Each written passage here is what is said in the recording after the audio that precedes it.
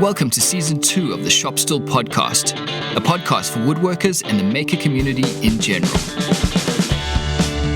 With Joey Chalk from King Post Timberworks, Jordan Crawford from Periodic Furniture Studio, and Robin Lewis from Robin Lewis Makes. Hi everyone, I hope you're all very well. This is episode number 7 of Season 2 of the Stool podcast. We've got Joey Chalk here with us. Joey, how are you today? Yeah, good, Robin. How are you going? Not too bad, thanks. And Jordan Crawford won't be joining us today or potentially for the foreseeable future. We'll have more details on that probably in the next episode. Yeah. My name is Robin Lewis, and I am very fired up for this episode. And if anyone's been following me on Instagram, you've probably picked up on what that's all about. Today we're going to be talking about steam bending. But before we do that, I just want to mention I've been away on holiday for the last week, so I've been a bit out of the loop. Joey, how's everything going in the shop? I haven't been catching up on Instagram much. Yeah, I haven't. Actually, I've been so busy, and I think I mentioned a couple of episodes ago that I've got like 3 kitchens in a row to do. My Instagram would be really boring if I just kept putting pictures of plywood boxes up, and so I haven't really done a lot. I've got a little kind of table job on the side, which is part of the kitchen that I'm doing. So I'm actually going to be filming the kitchen build and the table build for the same kitchen kind of dining room area, and there'll be 2 different videos but one kind of space. So okay. I'm hoping that's going to work pretty cool. But yeah, as far as Instagram goes, it's just plywood at the moment. So yeah, we're crazy busy, which is really good. Yeah. And I'm just trying to keep my lists in order and make sure I'm doing what I need to do to get things out the door. I must say that I've never made such good money before doing these kitchens. Right. And you can like making boxes and putting doors on them is like a pretty lucrative thing to do. Yeah, screw fine furniture and fine woodwork. Just screw boxes together. Yeah, it's really funny. Like, I mean, obviously I'm not in control of the market, but this year I've really had no inquiries for fine furniture stuff come in. It's just been cabinets, which is fine.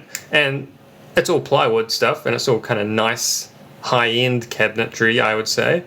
But nothing like solid wood where I'm actually doing joinery, which is a bit frustrating. But the money is not in that kind of work either. So I'm kind of enjoying, even though it's a bit stressful, kind of enjoying the reward from it.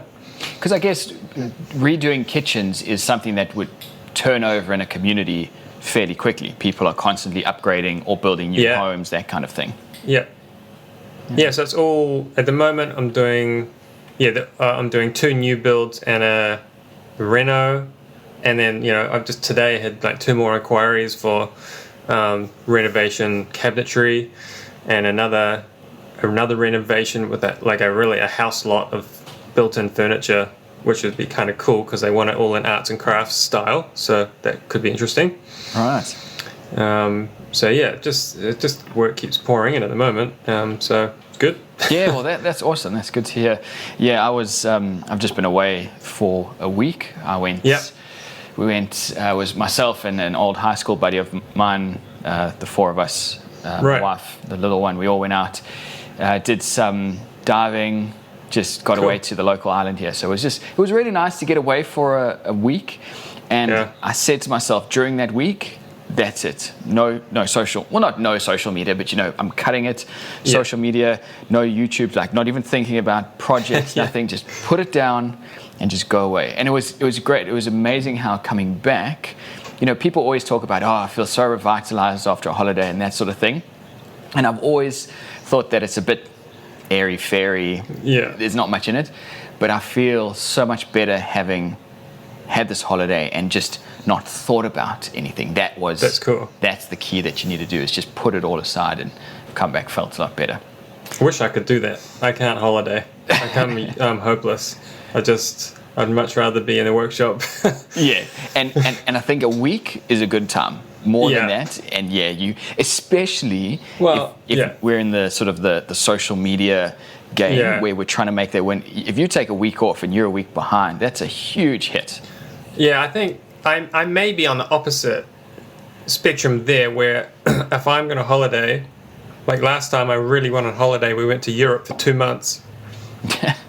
And that was just like completely lost all track of anything. It was, that's when I actually having that much time, and I was in another country, I could not do any work, and I was just like focused on taking in as much kind of everything as I could, taking in inspiration, I suppose. And so that worked really well. But I think for a week for me, I'm like, it's 4 days, only 3 more days, only 2 more days. Like, it's like counting it down. Yeah, but I think once I'm away for a week in another country, then I can actually relax, I think. So since I've got back, I've been working on one particular project. Now, to put this all in perspective, a couple of weeks ago, Joey and I were talking after the show, and I was saying to him, I'm finding that the videos that I'm putting out on YouTube just aren't working as well as they used to. And something he said to me was, you need to try and push yourself, like show the audience that you are trying something new and you're on a journey trying to learn a new skill. And the topic we talked about was steam bending. And I just thought, well, that's interesting. Went online, had a look at some steam. I saw a coffee table that I thought was quite interesting. And it was only a couple of days before that the Modern Maker, I think it's the Modern Maker podcast, put out the Rockler Bent Wood Challenge. Yeah. So it was amazing. It was just planets aligning. So I thought, oh, well, let me jump onto this. And started trying to steam bend wood. And that's pretty much what I've been doing for the last couple of weeks. That's cool. The first attempt that I tried was using PVC pipe. So you make the steam chamber out of PVC pipe, because I saw a couple of guys online doing it like that, and I thought that's interesting. They weren't necessarily using the PVC that I would buy, but I thought, PVC is PVC. Did a bit of research. Doesn't handle heat so well, but guys are doing it, obviously. And folded. It was, for the first time I had steam coming in properly. I thought, this is working, this is amazing. And then it just started sagging on either end. Did it flatten right out, or did it just kind of banana? It started flattening, but that was when I stopped it and realized, because I think 60 degrees Celsius is where your waste PVC gives in. Of course, right, So I had to put that on hold, and I had this janky, like a camping kettle on a fire, and this is what I'd seen online. I'd seen guys successfully doing this, and that was, I think, where you said get something with steam pressure. You want the pressure to force it in, and that's when I got my steam cleaner. Yeah, right. That's interesting. Use that because they can run for quite a long time. That's one of the main issues with it. I can get about half an hour, and then I've got to quickly top it up, which it's against the guidelines, because obviously now you're emptying a pressurized. But if you do it quickly enough, you can get the water back in and get it steaming. But then your temperatures drop from 100 down to anywhere between 80, 85. So it's still hot. Interesting. It's still hot in the box. Where did you get the idea of maintaining or having the temperature? It's something I've never come across, because like steam is hot. And so like I do it a different way to a point, but so maybe I should run down how I go about doing it. I wanted to hear your experience, if you've had experience with it. So I needed to I've had several jobs, which are I think all videos, where I've had to steam bend some stuff. And so I was really trial by fire, but I kind of intuitively, I suppose, knew that I went down, I did think about the plastic, and I thought, no, it's going to melt. And then I thought, wooden box, we could make a plywood box, but it's going to get soggy and expand. And I actually have done some with plywood, and it still it's very leaky. And my initial thought is, you want to have almost like a pressure cooker. The more pressure you can build up in the chamber, the more the steam and the heat are going to be forced into the timber. And with the pressure comes the heat as well. Yeah. So I actually have got a giant galvanized pipe. And I got the guys to actually put a thread on the end at the shop where I got it from, and a big end screw cap.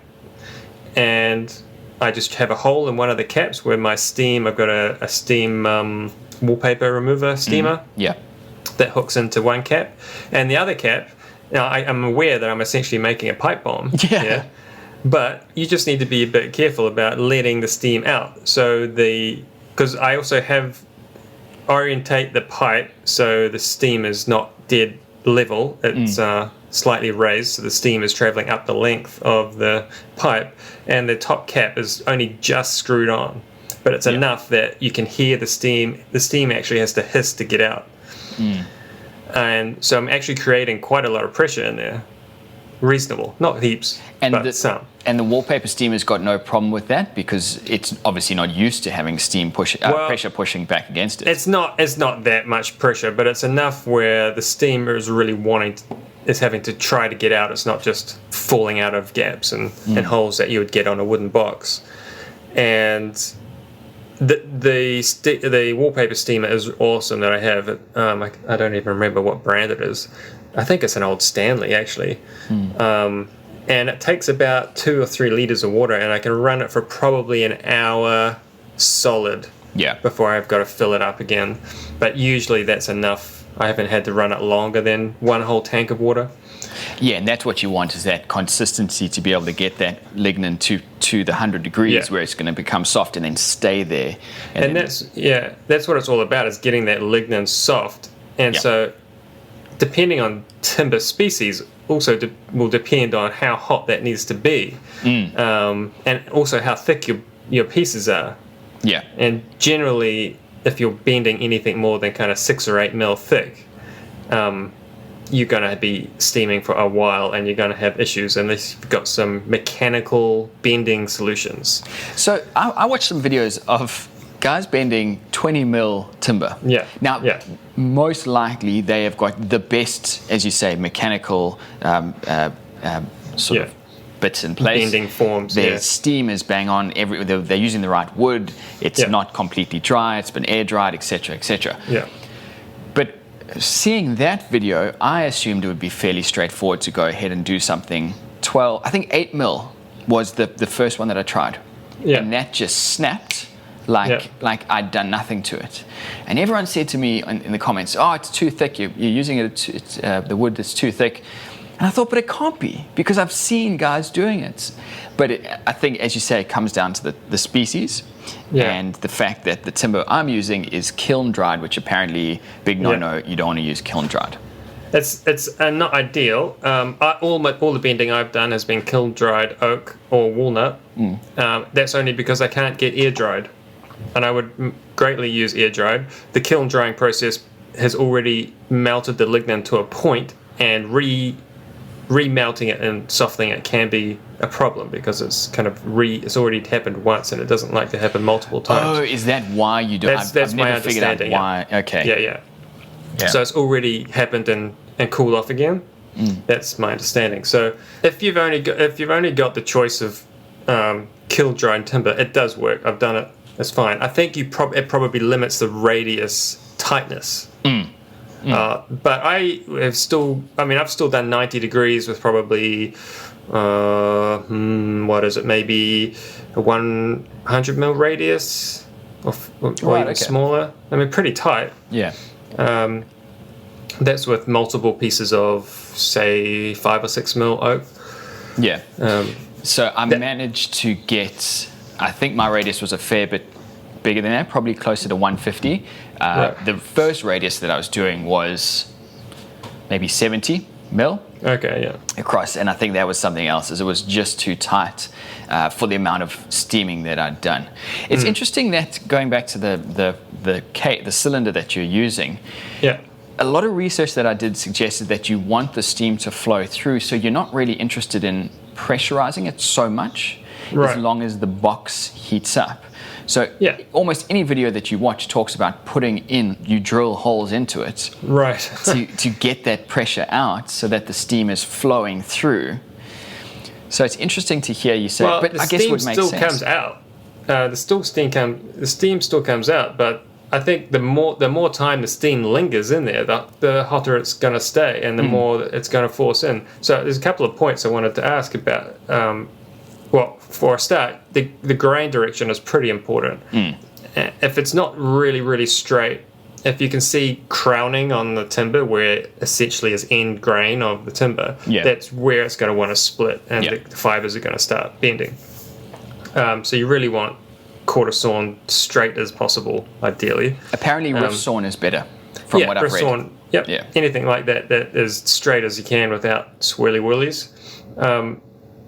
What I noticed on my really successful bends is when I take the timber out, especially with oak, you can see that there's staining. The pigment has started running in it.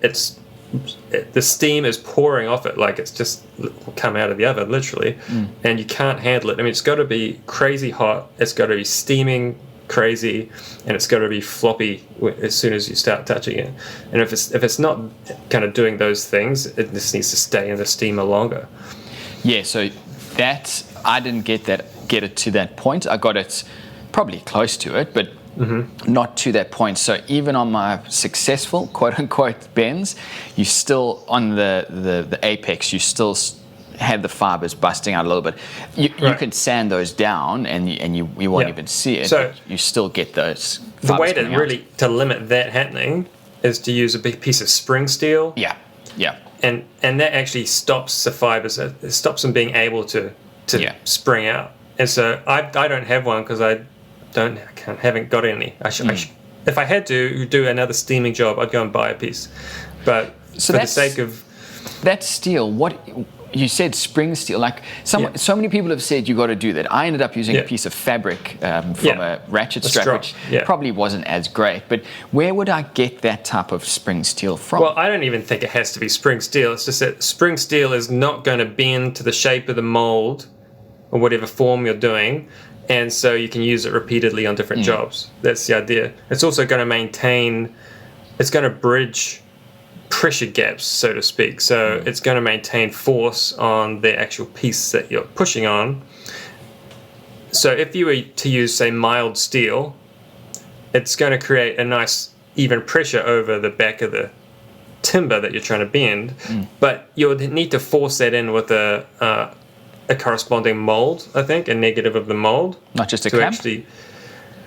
Because I don't think the mild steel is going to be like span the little inconsistencies. It's just going to bend where the clamp is. But the spring steel, you can actually, if you space your clamps, say 100 mil or 50 mil apart, it's going to take up the slack between the clamps and actually supply pressure where there is not a clamp. Gotcha. Where the steel is going to stop you marring the timber with the clamp face, but it's not necessarily going to add pressure, but it will stop the fibers bending out. Yeah. Because they're hitting. So where would you buy that? I'd just go to a steel supplier and ask for a strip of spring steel. Like, it should be in a sheet form. Probably it comes as a roll or a sheet form, and you could probably ask them to cut you a strip of, say, 50 mil wide strip or something like that. Yeah, I might do that because the project that I inevitably want to do, which is what these weeks have been. This is all just testing for the project.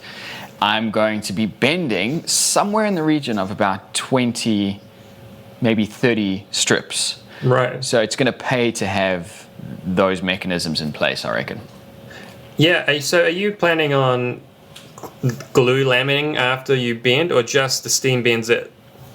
So there's going to be the laminating afterwards. If you go onto Google and you search steam bending chair, there's a chair that the legs are arches, the big arches, and then between the two arches is a scoop of a chair. Cool. I think the design is fairly simple. I can see there's going to be a couple of things that I'll need to work out as I go, but I just think the desigine is really cool. So you're going to make a bunch of kind of hoops, correct, and then join them together side by side for the seat. Well, and then they're going to be slats, so they'll be spaced. Right. But then for the seat, it's going to take about 3 strips, I reckon, to get to probably around 10 mil thickness would be it. It wouldn't be more than that. But then the legs would need to be probably up to around 20, 25 mil. And again, if you're working with 3 or 4 mil strips, you can imagine that's going to be a fair bit of bending. Yeah. Yeah, that sounds cool though. There's a lot of bending. Yeah. So my experience is that obviously people talk about springback, and I wanted to talk about it because with glue lamb you shouldn't have any springback. You definitely get springback from just steaming itself. Yeah. Generally, I've found. But the gluing up of the veneers shouldn't move if the steaming has been done properly and taken most of the stress out of the timber. Yeah. Yeah. There's going to be some left in it. And my example is, I made skateboards for years, and skateboards are 7 veneers. It's pretty much your bent wood challenge right there. They do not move a millimeter when you take them out of the press. They're just dead straight, and they're bent in every direction you can think of. Yeah. And so it's the glue stopping the veneers from like sliding backwards and forwards past each other. Yeah. That's going to stop the springback. And so the harder the glue, depending on the application, the better that's going to work out for you. Obviously, in like a chair back where you want some spring, you don't really want a really brittle glue there, even though that might be the best option to keep things, like you wouldn't want an epoxy where it's going to have a bit of spring in it. Oh, yeah. So if you're just using your normal Type Bond, which is your Type Bond original, which is basically like glass PVA. when it's... Yeah, that probably would be okay, I think that's got a rubberized enough compared to like an epoxy, which is actually glass hard.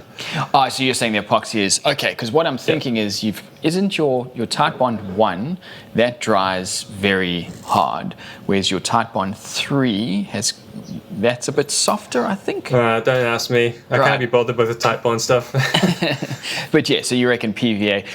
What I did with those, I had 2 successful tests, and I actually after I'd done all that, I glued them together, and it was amazing, exactly what you're saying. And I didn't realize this is what was going on, but it obviously is.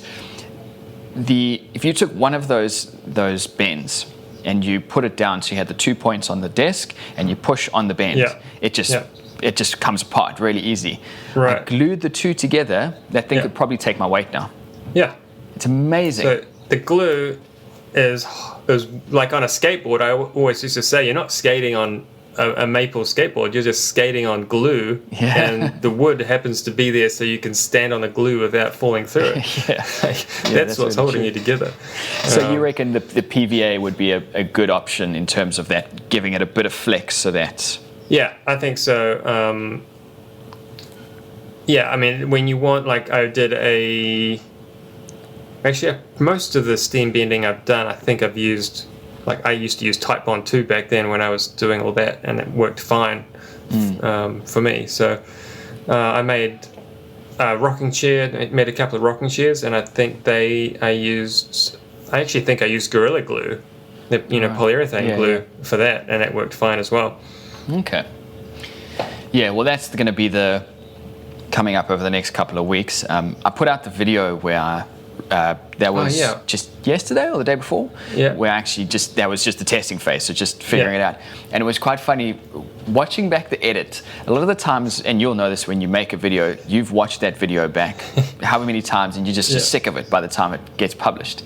I loved watching this back because I've got all the different tests. I do 5 tests, and in every test I clamp it down and then I pull, and then it goes quiet, and you just hear this creaking as I'm pulling this back, and it's just the suspense was amazing. It was so fun to watch that. So that video's come out. So if anyone wants to see what it's the trials and tribulations of steam bending. Yeah, I saw that you posted it, and I was meant to watch it, and I couldn't because of the kids. But so the next one will hopefully be putting all of that into practice with this chair. Oh, cool. That sounds awesome. So how long have you actually got to complete with this challenge? I don't know how long it runs for. End of October, I think. It's either beginning or end of October. If it's beginning, I'm probably a bit stuffed, but the end I could do. Yeah, that's cool. All right, sweet. Yeah, a lot of fun. Okay, so we had an email come through from, you remember Leroy? We've talked to Leroy many times in the past. Yeah, so he sent me an email with a question that I thought we could just touch on today. It's a bit of a long one, so I'll just get started on this, but right at the end is the actual question. So Leroy says, talking about designing, so he's designing pieces. At first, you just build whatever it is in your head. Then people might ask you to build a thing, and we'll be happy with whatever you come up with. Then you get proper clients, and they might give you a picture and ask you if you could build that in the space that they have. It progresses to you making drawings either on paper or SketchUp. Then people come to you and ask you to build something, and they won't be able to answer any questions of what they want. And I've had experience with this. That drives me mad. They want you to design what's in their head, or they have no idea at all. So now you really have to design it and show them exactly what it's going to look like. So this is where the question is. How much back and forth do you need to do? How much do you make sure how do you make sure you build the thing they want? How much artistic license do you allow yourself? And what happens if you get it wrong? So I guess, and he's just gone on to say he's working in Fusion 360. It's a big learning curve. Hopefully it pays off. Thanks very much, Leroy. Right. So I guess the main takeaway is, from a client perspective, how do you start that design process when someone comes to you and says, I want a table, but I don't know what I want? Yep. Well, how would you deal with that? I say go away and work it out. So you demand some kind of a picture or some idea. In the same kind of sentence, I want to say that I'm probably always a little bit anti the establishment, but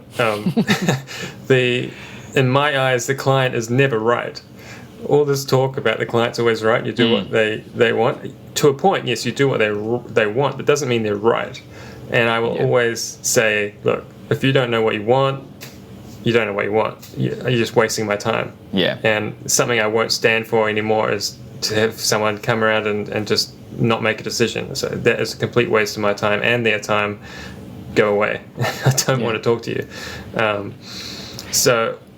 I think I've said this before, but my requests are, if you want something, build. Like today, lady rang, she wanted a new vanity. I said, great, send me a sketch, draw a sketch on a piece of paper with 2 dimensions on it, or 3 dimensions even, if you can do that. I need to know how big it is.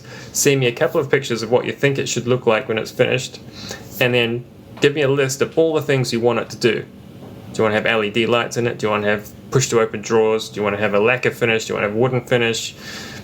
Once you have done some homework for me, and I know you're at least half serious, I'll draw something up based on what you've given me, and price based off that drawing. And then if you never hear from them again, you haven't wasted too much time. Because that drawing that you've done, that's pretty quick. You can knock that together in 20, I can draw a vanity, a box. I can draw in about 10 minutes. I can draw a box and call it a vanity. I can put a texture on it, and that looks pretty good. Put a shadow on it, looks pretty good. Say, it's going to cost you this much. And then if they run for the hills, and you say, well, that's good. I didn't waste too much time. Redrawing stuff is an absolute time kill. And what I will do, if a client says to me, okay, that's great, but let's change it. Okay, great. You can change it to a point.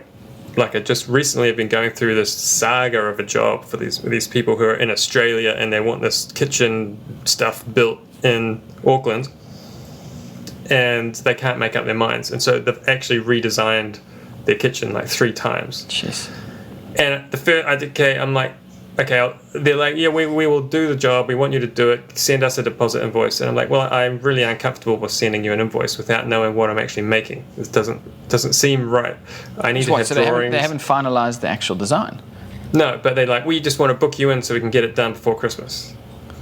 And I'm like, that's great. I would like you to have the job as well. But unless we know what we're doing, I don't want to start having money come in that I don't know what it's for.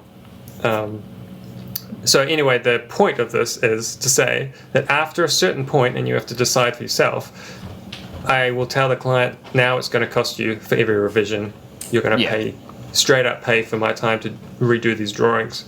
I'll give you a certain bit of leeway, some changes here and there. But if you then say, scrap this whole idea, let's start this thing again, or like with the kitchen, let's change all the door fronts from shaker style to tongue and groove style. So, okay, I can redraw all that and redesign what it's going to take, but now you're paying for the time. Now you're on the clock.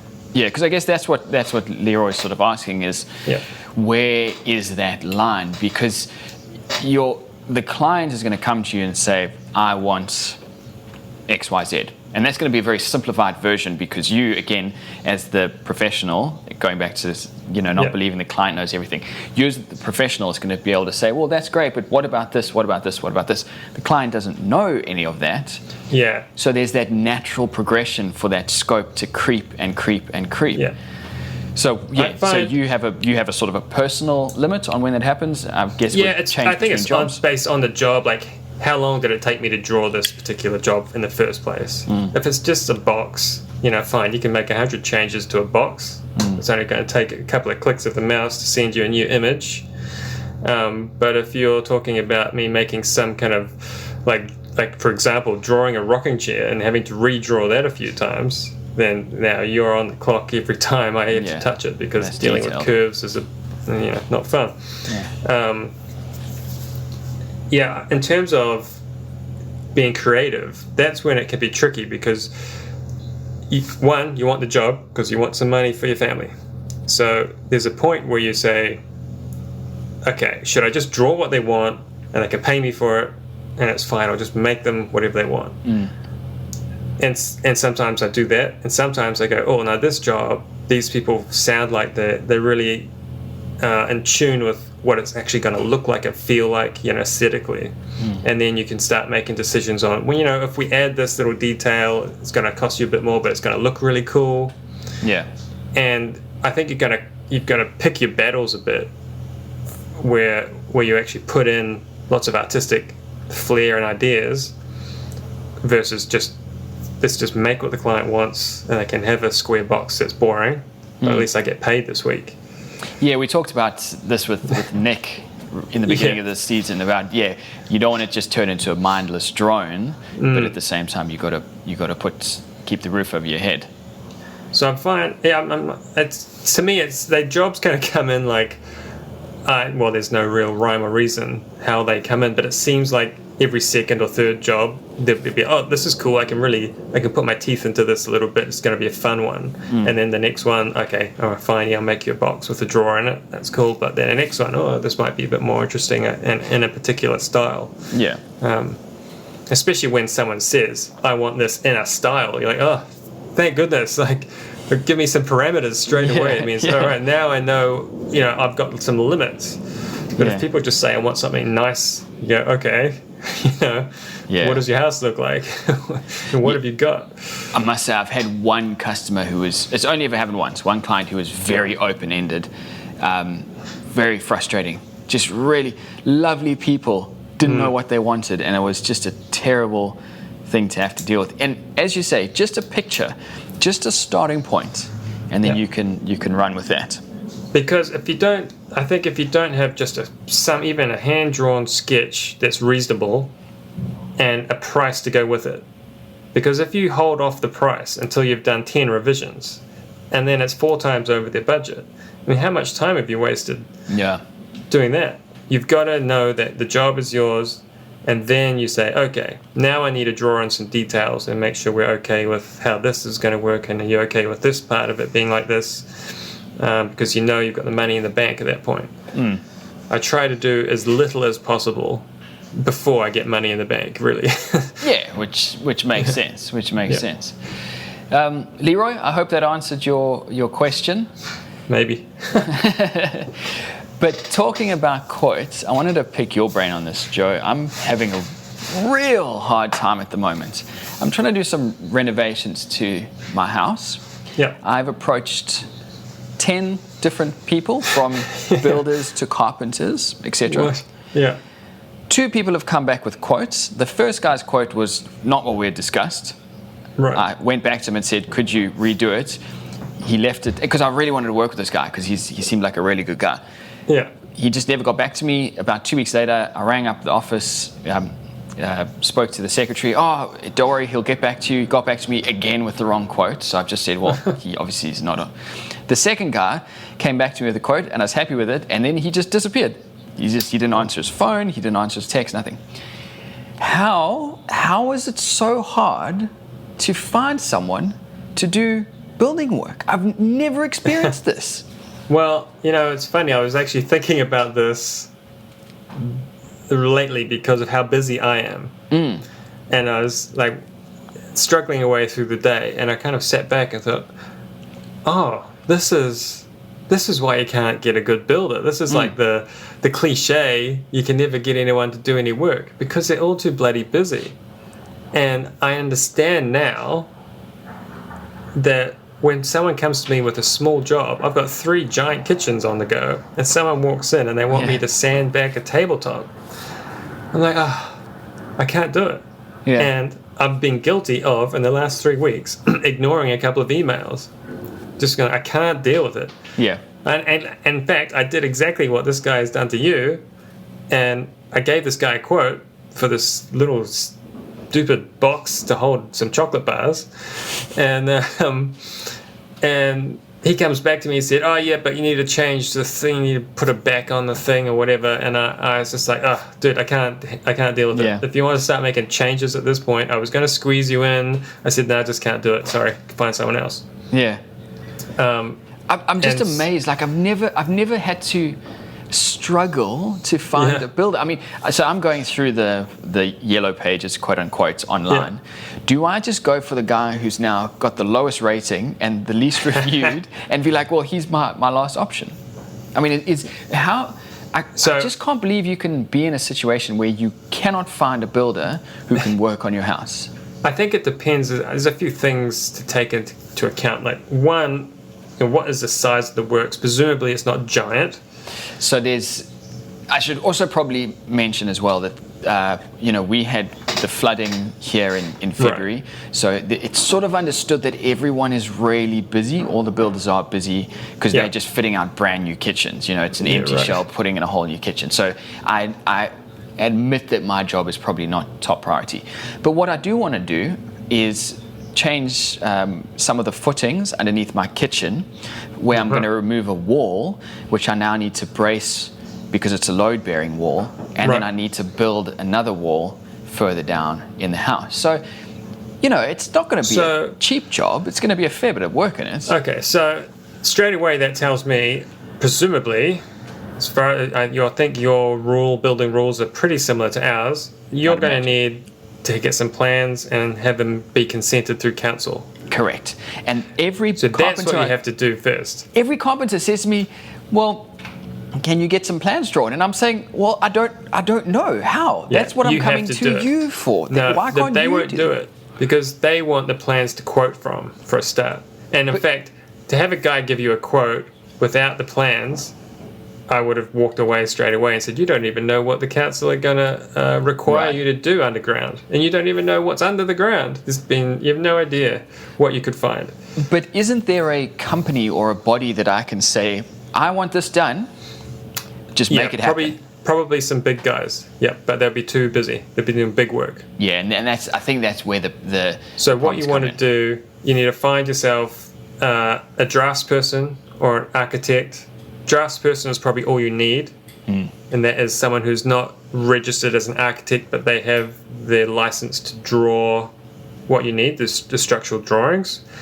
Any engineering work would be outsourced by either the draftsman or the architect. Right. So as a homeowner, it's your responsibility to find the architect generally. You would look through whoever you've got local, find someone, they'll give you some pricing guidelines. And you can say, okay, great, I want you to draw this up for me. Pricing guidelines on the draftsman. Yeah. Okay. And so for like, I don't know, I think our house, the little minor dwelling I built behind my workshop, I think it cost us about $3,000 to have the plans drawn and submitted. They did that. But that's for a whole house. There's a lot more work. There's a lot more work than our renovation. So they do that. They usually... part of their price would be submitting the plans and getting the plans back. Then you take the copy of the plans and you go to a builder and say, quote this work. Here it is. Email to everybody. Email to 10 guys. Because then they know that it's work actually going to happen. Interesting. I just assumed that the builders would take care of this for me. No, because I know here, for a start, it's got a minimum of kind of 2 months for the plans to go through the council system. So the builder's going to say, yeah, okay, I can quote you, but this work is not happening for months. It's kind of pointless me looking at this because I've got to work next week, not in 2 months' time. Right. So when I've been, just before the final handshake, I've always been saying to the guy, either the builder or the carpenter, how soon can you start? And they've always been very very iffy. And I'm like, well, just look at your calendar and tell me when you're free. That's obviously why. Because it's an open question at that point. It doesn't matter when they can start. When can you start? Gotcha. That would be my first thing. So you need plans, and then you need to find some recommendations, word of mouth recommendations, I would say. Ask people who you know have had any kind of work done, and get a hold of their builder, and then ask their builder, who's probably too busy, who they know who could help. Yeah, I would say. Or go back to the guys that I've already spoken to and say, possibly, I spoke to a mate who explained this all to me, because apparently you need to have a master's degree on getting something built because the process is so complicated. And maybe now they'll be more willing to get on board. But like, if someone came to me when I was building, if someone came to me in that same position and said, I want to dig out a foundation and shift a wall in my house, I go, great, I'll see you in 6 months. Because and by then you will get the paperwork done. Gotcha. I was actually getting a little emotional about it, because I was sitting down and I was saying to Jamie, my wife, why is this so hard? I want to renovate my house. I have the money. I want to do it. Why is there this roadblock?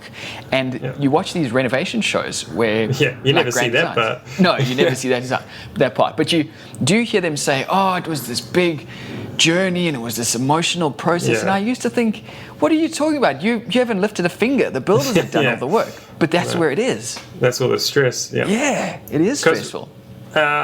Like you say, there are companies who would do the whole lot for you, but generally it would be a whole house build. All you would do is give them money and go and drink your latte. They're also probably going to be a bit more pricey, I would assume. Absolutely. You're paying for the service. Yeah. Most people, certainly in our side of the world, the owner essentially becomes a project manager to a point.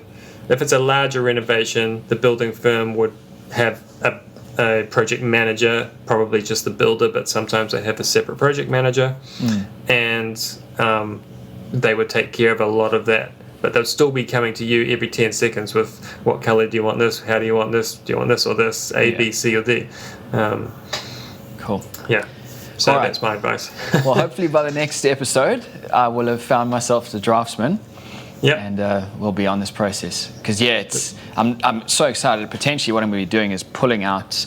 Obviously, you can't see, but behind me, I've got these 2 posts that hold up the floor, and what we're going to be doing is knocking out the 2 and putting 1 in the middle, right? Which is going to be the new span for the load-bearing wall, or the gap above, which was a load-bearing wall.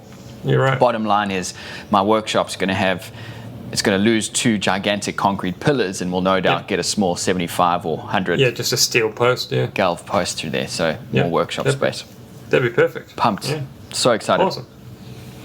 Cool. All right, everyone. Well, thanks very much for tuning in. I hope you enjoyed the show.